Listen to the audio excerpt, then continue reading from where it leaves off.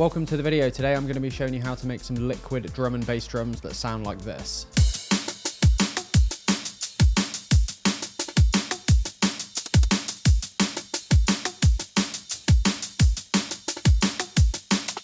So let's get straight into it. So the first thing we're going to look at is the kick drum. So we've got a nice simple kick drum here. So I've just got a bit of EQ on this kick drum, scooping out a bit of the mids and also taking off a bit about 3 kilohertz. It was a tiny bit clicky in that area. So the pattern we're going for is a typical drum and bass pattern. Very simple kick drum. The snare drum is made of 2 layers. So this is the main snare sample. And then we've also got this second snare sample on top of it. Kind of more of a crunchy, kind of clappy sounding snare. These 2 snares are placed in the usual place. So the groove of just the kick and snare sounds like this. Very, very typical drum and bass pattern. Yeah, these 2 snare drums are sent to a bus where we have got some EQ here. So we're just boosting the fundamental about 200 hertz and also boosting some high end up here just to make some more presence. And then we're also scooping off a lot of the low end because we don't need that at all. So before the EQ, it's and after. You can really hear a bit of presence on that. Then we've also got some compression on here as well. Not too much compression at all happening here, just 4:1 ratio, only taking 1 or 2 dB off of that. We've also got a bit of a limiter on this snare as well, not really taking too much off. So about 3 dB, just taking off the real peaks of the sound. And then we're also sending to a snare reverb as well. So that reverb in particular is just very short reverb, less than a second, 0.75. If I take the reverb off, you'll be able to hear the difference. And then on. Really kind of just adds some tail to that snare. I'm actually EQing that reverb as well, so I'm just taking off a lot of the low end out of that reverb.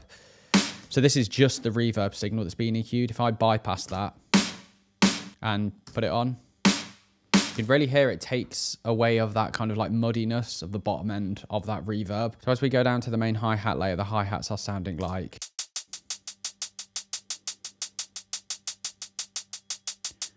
So that's just playing on 16th notes. So if I play that with the kick and snare, you'll get an idea of the groove coming together.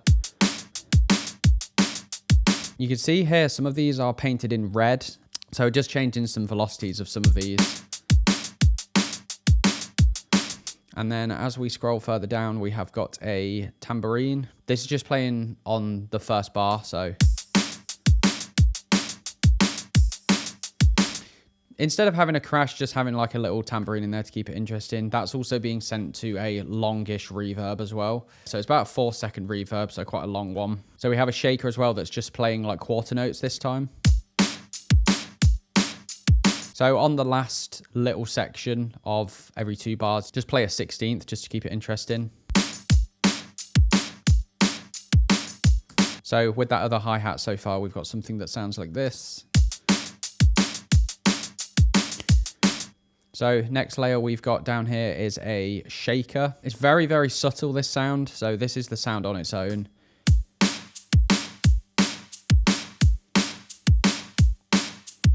Yeah, very, very subtle, but definitely adds something to the sound. So we've just got a couple of the breaks here. So we've got a ride.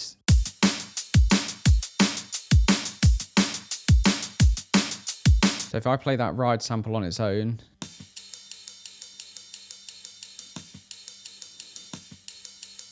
So that was originally a break that I just chopped up and made into, basically just wanted to get the rides from that. We've also got the kick drum as it starts as well. So on this sound as well, we've got a sound shifter. So we're shifting up 2 semitones.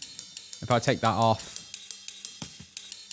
I just wanted it a bit more high pitched. We've also got quite a aggressive EQ as well, taking off a lot of the low end, mainly because I didn't want any sub on that first kick drum. I just wanted the top end of it. And then as we go further down, we have got some more tambourines coming in, which again is playing 16th notes. If I play what we've got so far, it's going to sound like.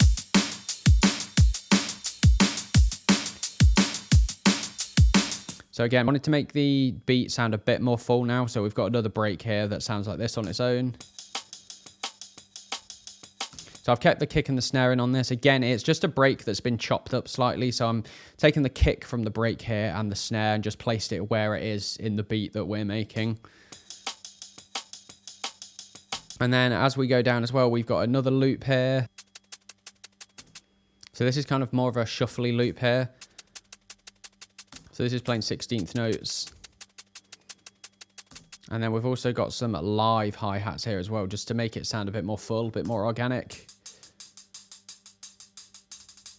And then at the end of here, at the end of the bar, we just have a little shuffle, just to make it interesting. So far, all together, with all these sounds laid on top of each other, we have something that sounds like this.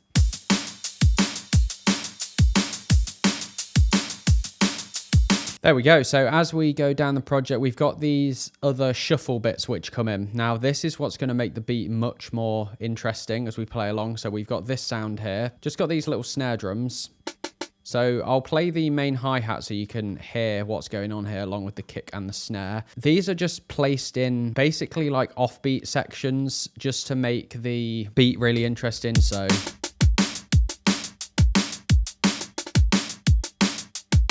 yeah, so that's just placed in kind of like various different areas just to create some sort of shuffle and some groove, especially this section.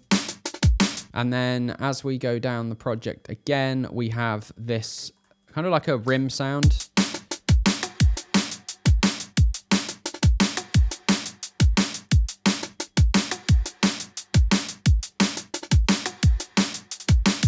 And then again, there's some other little shuffles here as we get to the end of the phrase, end of the 4 bars.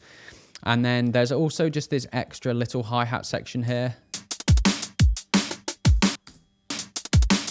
Again, just to add some shuffle to the groove and keep it really interesting. So that's kind of a breakdown generally of how I built this drum beat up. Kind of like lots of different layers happening, lots of different intricacies. You've got these little like fill effects down here, these different snares just to keep it interesting. So in context of the final song, this is what the drum beat sounds like.